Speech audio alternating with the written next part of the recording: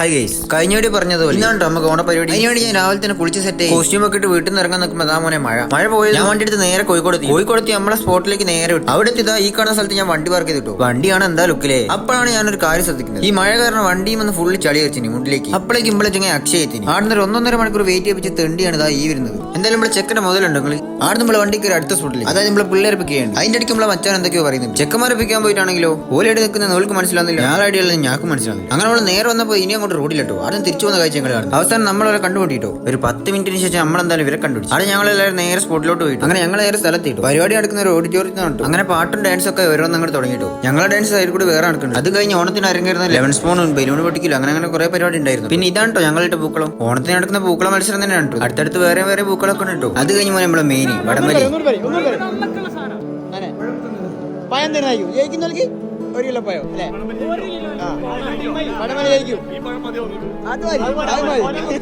സാറൊന്ന് ഞങ്ങൾ ഊക്കി കഴിച്ചാണ് നിങ്ങൾ കണ്ടത്. പക്ഷെ എന്തോ ഒരു കാരണത്താൽ വലിയ നടന്നിട്ട് അങ്ങനെ കൊലയോട് ബായി പറഞ്ഞ് നമ്മളെ നേരെ പുറത്തിറങ്ങി. പിന്നെ കുറെ സമയത്തേക്ക് ഫോട്ടോഷൂട്ട് ആയിരുന്നു. അതിനുശേഷമാണ് മക്കളെ ഉറിയടി. അവിടെ കണ്ണും കെട്ടി നിൽക്കുന്ന ഒരുത്തനാണ് നമ്മൾ സൗരഭ്.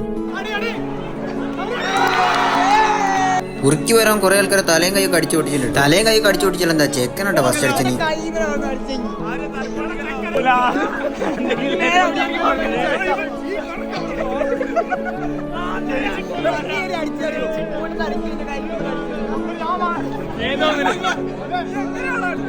എല്ലാവർക്കും ഒരു സംശയം, ഇനി ഒരു കണ്ണ് കണ്ടിരുന്നു ആവും. അത് കഴിഞ്ഞ് ഫുഡ് അടിയും പരിപാടിയൊക്കെ ആയിരുന്നു. അതിന്റെയൊക്കെ വീഡിയോ എടുക്കാൻ മറന്നു. അതിനുശേഷം നമ്മൾ പരിപാടിന്റെ അവസാന നിമിഷത്തിൽ ഫുള്ളി പാട്ടും ഡാൻസ് തന്നെ കേട്ടോ. Enjoy me. ആ തോൾ കയറി ഇരിക്കുന്നില്ലേ, അതാണ് കേട്ടോ ഞാൻ. എന്നെ തോളിൽ എടുത്തവനാണ്. നമ്മളെ പരിപാടി അവസാനിച്ചു.